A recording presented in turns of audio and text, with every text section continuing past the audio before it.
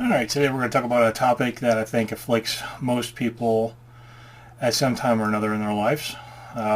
Some people live in this state perpetually, and I don't know if I have any concrete solutions other than motivation, right?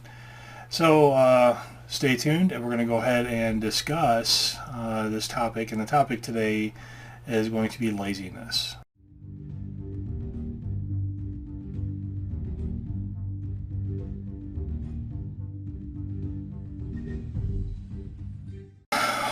What is laziness? Well, I mean, laziness, I would say generally speaking, is a person knowing that something needs to happen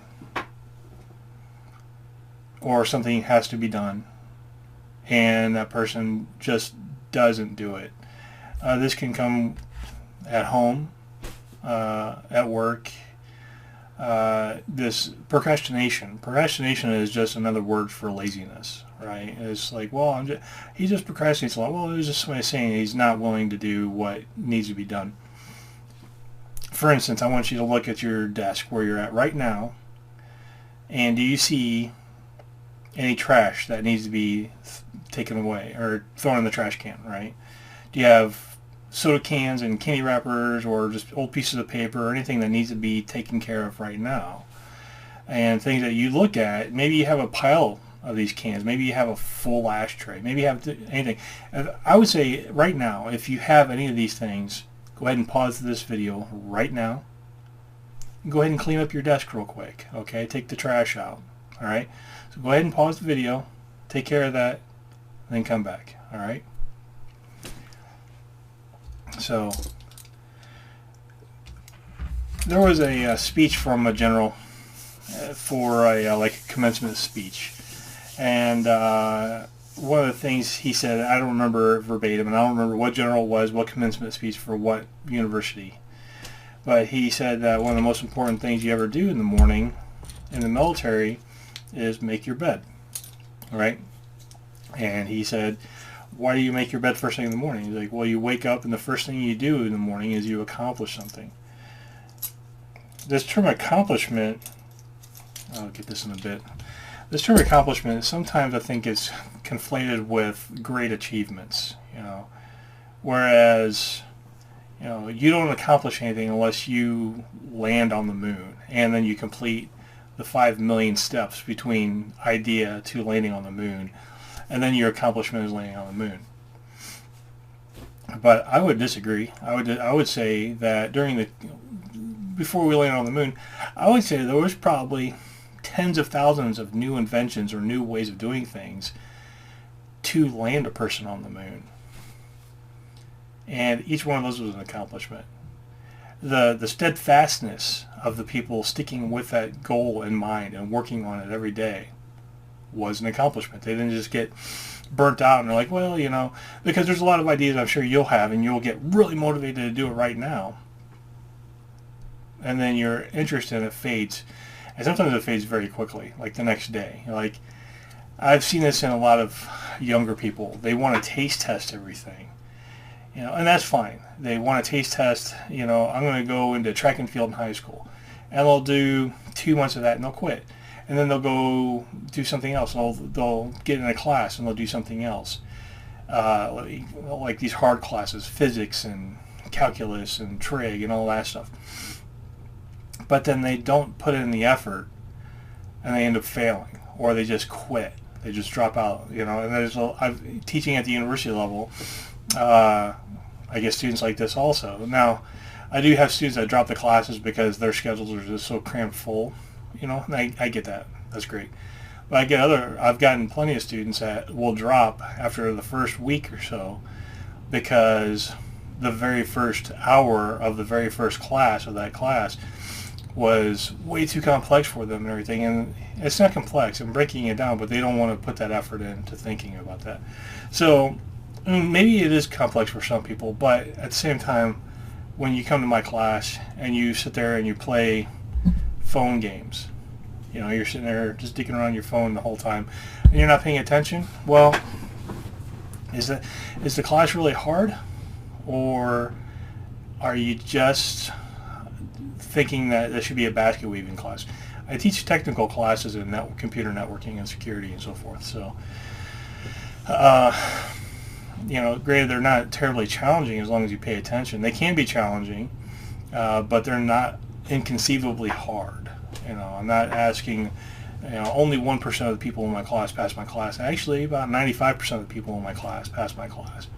And the other people I don't pass just don't do anything, right? So let's get back to the topic of laziness. What is laziness? There's some, I mentioned before procrastination, and sometimes not everybody, most people will procrastinate one time or another. Maybe once a month, twice a month, you'll be looking at something and you're like, I don't want to do this right now. I'll pass it off till tomorrow. Other people will keep passing it off forever.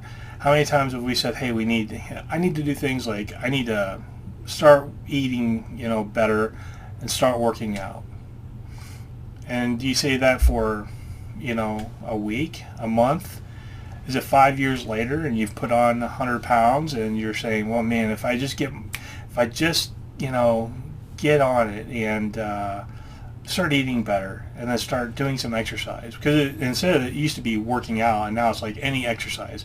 If I get off my ass for 20 minutes a day, I'll make a difference. Well, probably. These are also kind of coincided with when people make these New Year resolutions. And they're super motivated to do it for a day, maybe even a week. And then it peters off. By the end of January, they can't remember what the New Year's resolution was because they're taste testing the idea. And they realize that there's effort behind it. So a very key critical aspect to laziness is when people realize that there's some effort. The thing is that I'd say for a vast majority of the time, take for instance just a few minutes ago when you cleaned up your desk and you threw the trash away. How much effort was really involved in that? Really? I mean, you didn't lift anything heavy, more than likely. You weren't making 30 trips carrying something heavy. You didn't have to engineer a solution on this. All you had to do is pick things up and put it in a bucket somewhere so that bucket can go out. Now, hopefully you take that bucket out at the end of the week and another big bucket comes and picks it up, and now you have a nice empty space to start throwing the trash in for the next week. That wasn't a hard task, cleaning up your desk. How long have you sat there and looked at your desk and you're like, man, I should do something about this? Or how often do you just completely bypass it? Your eyes just don't see it anymore. And then all of a sudden one day you look at your desk and you for whatever reason you wake up and you're one of those mornings when you're kind of confused for the first 5 seconds, like, where am I at? Because you just woke up out of a dream. And you look at your desk and you're like, oh my God, it's a wreck. But did you do anything about it? All right. The key to not being lazy is just to do something about it. Right? I understand that whole motivation part can be hard to initially kickstart. There's a saying we used to have in the Army, false motivation is still motivation, right? What does that mean? That means that I don't care if you don't want to be a PT this morning, just be a PT. Seeing cadence, run, put in your effort. What happens when you do this?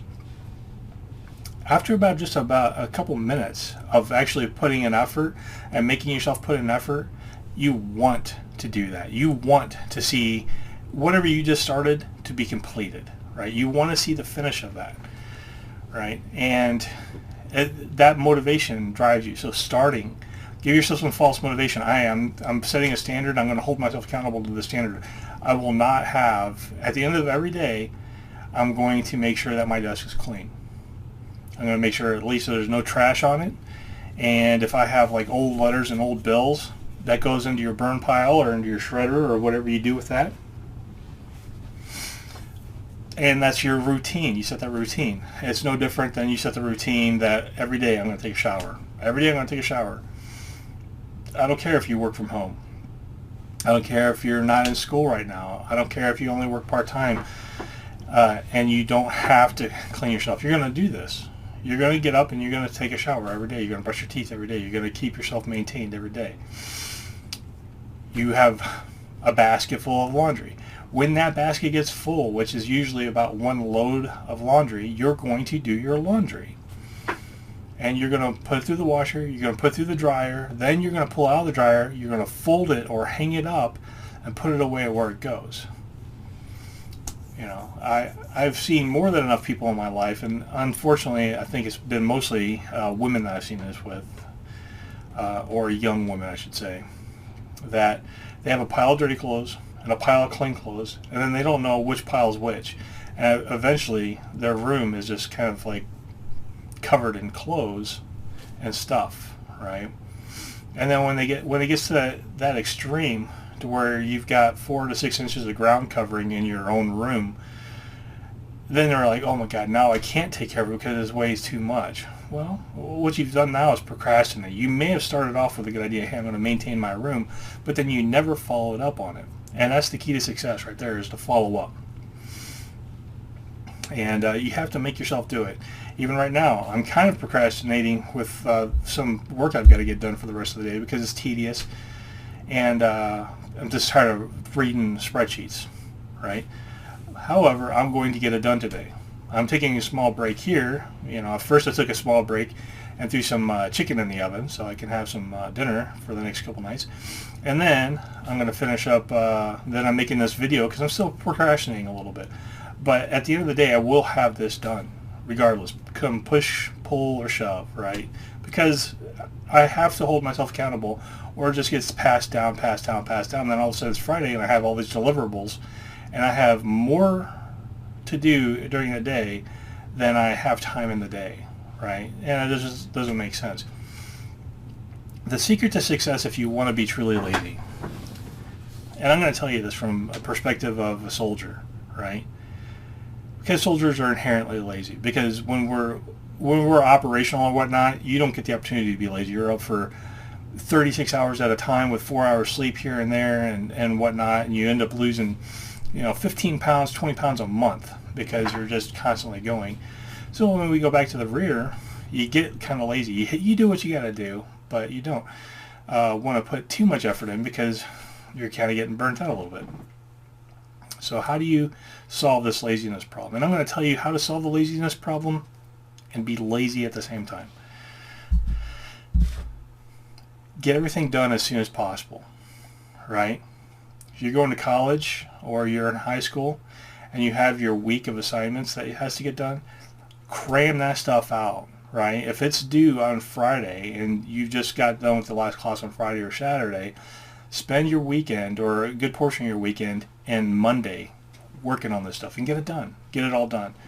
And what this is going to do is two things. First, it's going to clear your plate of all the silly, tasks, all the little kind of basket weaving tasks that you don't have to, you don't want to spend too much effort on. Force yourself to do this. Now you don't have to worry about these little tasks all week long. You get more free time to do other things. And for the harder tasks, say you have a 10-page, 20-page paper to write every week for your class, you can cram out 10 or 20 pages. You can definitely crank out 10 pages in a day in a good 4-hour block. So you're asking 8 hours to crank out 20 pages. Now you've done the bulk of the work. Now you have the rest of the week to go through and proofread, to read it, make sure it flows, yada, yada, yada. You've saved yourself effort. As opposed to having everything due on Friday, and now you have Thursday. You're going to spend all night Thursday up into the early mornings of Friday trying to get done with all these little things, and then you're trying to put out this 10 to 20 page paper that is just going to, it's going to be crap. Everybody knows it's going to be crap. And your professor can tell when he reads this or she reads this that you spent zero effort on this. Right? And then worse comes to worse, especially if you're in the university level. I run that through a plagiarism checker and I find out you just copy and paste it from somebody else. Right? And then what is that? It's usually an automatic fail, an integrity violation. Right? So do all the work up front as much as possible.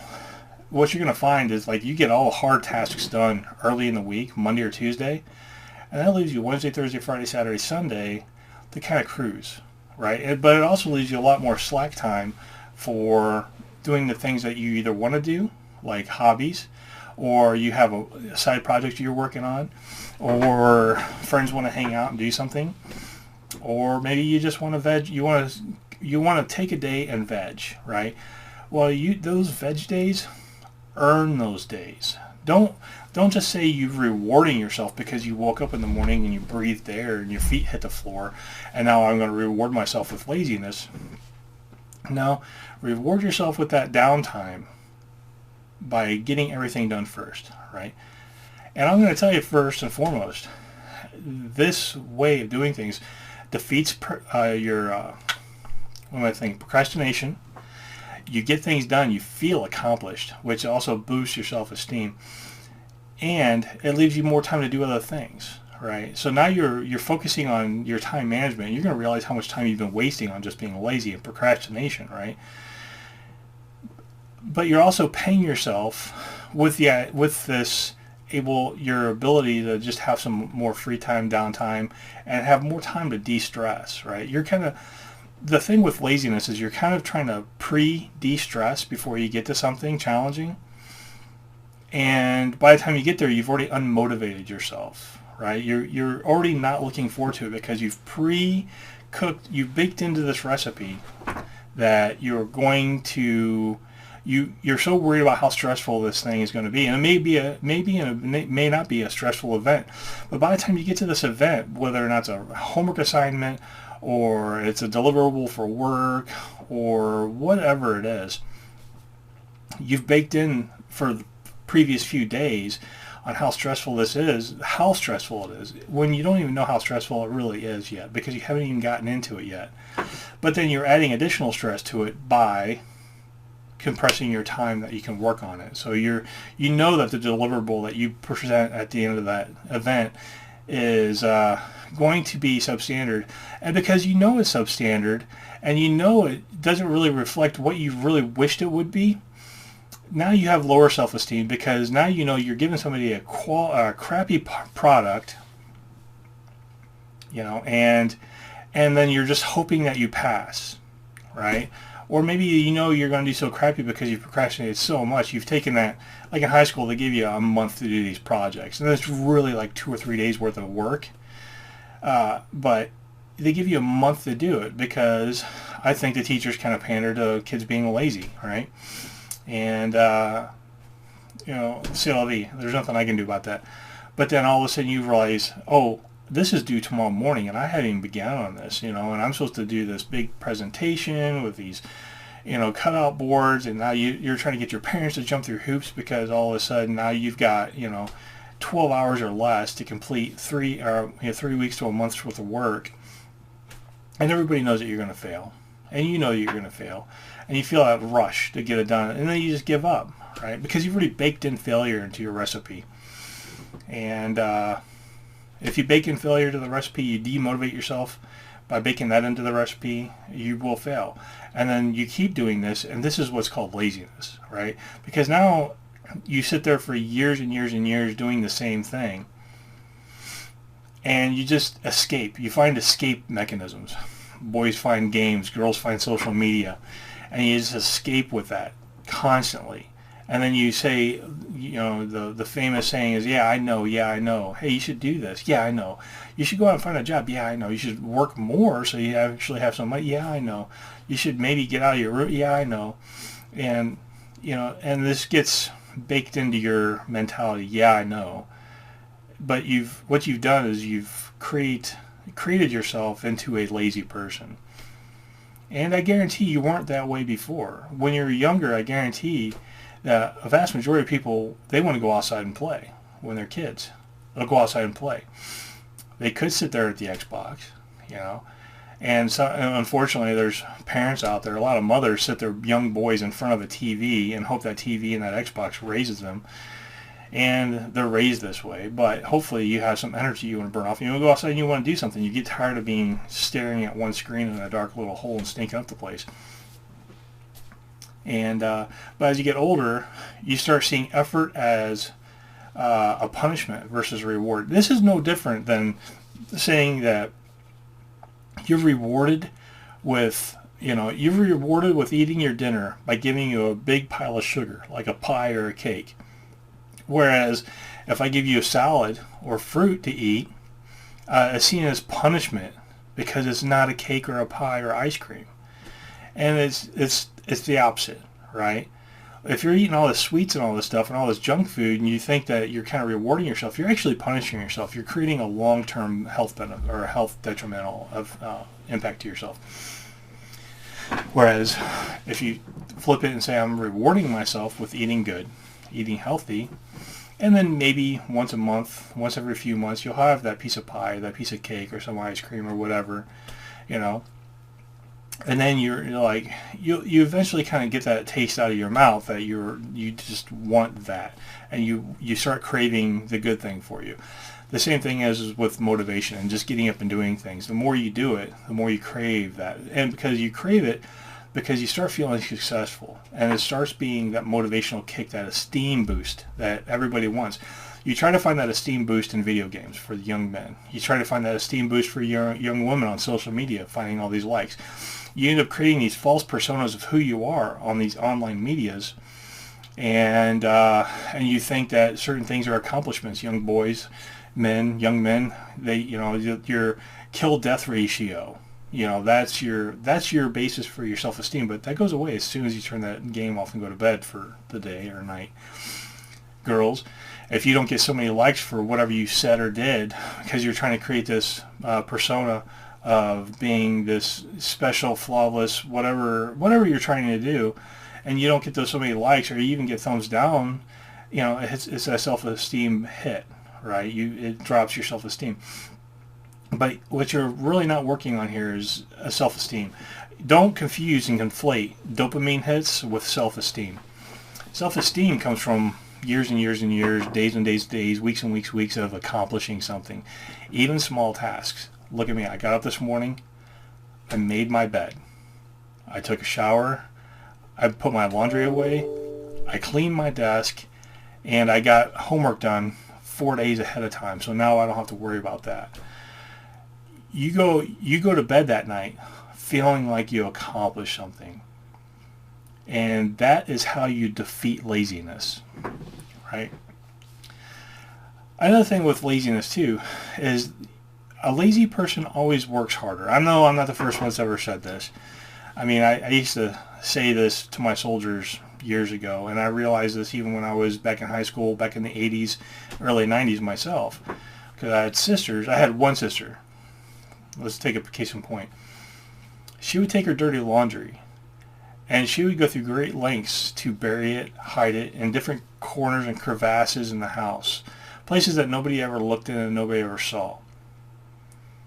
She would spend 10 times more effort hiding this dirty laundry than just putting it in the hamper so it could be washed, right? And then all of a sudden she'd run out of clothes, and we're like, I don't know, what did you do with all your clothes? We haven't washed your clothes in weeks. Where are your clothes at? Or probably not weeks, but. And we'd go, and she'd go out and start digging out all these clothes. She'd stuff it behind the toilet, stuff it in the corners of all the closets and underneath the couch, and yada yada yada. Like, why didn't you just put your dirty clothes in the hamper so when it's full we do the laundry? So she put a lot more effort in that. And then the downfall was that, she might have to go to school for a few days wearing dirty ass clothes because she hid all her dirty ass clothes away, and now this stuff really stinks because it's been sitting there stewing, in some dank place for a few days. Another habit and a trait of lazy people is kind of like entitlement, waiting for handouts. How many times have you heard somebody use the word "I'm waiting" as an action or an activity? I was like, well, what are you doing? Well, I'm waiting on you. I'm waiting on you. I was like, well, waiting on me for what? Right? Well, I'm waiting on you to pay attention to me. I'm waiting on you to come and tell me how to fix my car because it's my problem.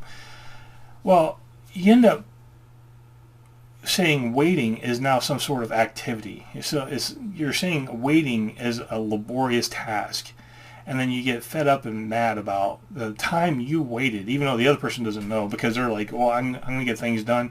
And if you're not going to interject yourself directly into my schedule and deconflict that, then I'm just going to keep on with my schedule.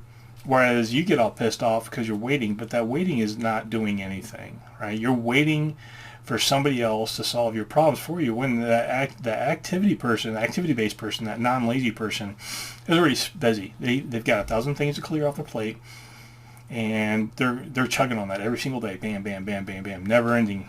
And if you don't stop and say, hey, I need your help with this, or hey, let's do something together, or hey, yada, yada, yada, they're never going to know that. So now you're saying that you're waiting. This idea of you're waiting is now causing you frustration, and you're not getting anything done. And then you're going to say, well, it just hurts my feelings and it makes me feel bad about myself because I waited so long. I'm like, why didn't you say anything? Well, you should have known. No. There's no such thing as a mind reader. That's a trick, that magicians play, but it's not real. And anyways, I want you to identify if you feel like you're lazy, or if you know that you are, but you procrastinate about things all the time. Your task is to start motivating yourself and to start accomplishing these little things. You don't have an accomplishment isn't these big, huge things. It is also an accomplishment if you go through multi-years of something hard and finally achieve something. But even if you get up in the morning and by the time you walk out your door for the rest of the day and your room looks clean and you don't have to worry about that anymore, it's going to make you feel better. You're going to feel better about yourself because you just accomplished that. Your room looks clean, and now you don't have to worry about that for the rest of the day. And it also boosts your motivation because you're like, look at that, I did that, right? Anyways, I want you to take this to heart. I want you know if you're lazy or not. Everybody knows if you're lazy or not. If you're procrastinating about something, if you're saying I should do something about this, and you've been saying that for any time longer than a day, then you know that you're procrastinating about something. And start solving it today, okay? Start solving it today. And good luck, and keep doing it every day, and you will get better at it. It takes practice. Have a great day, boys and girls.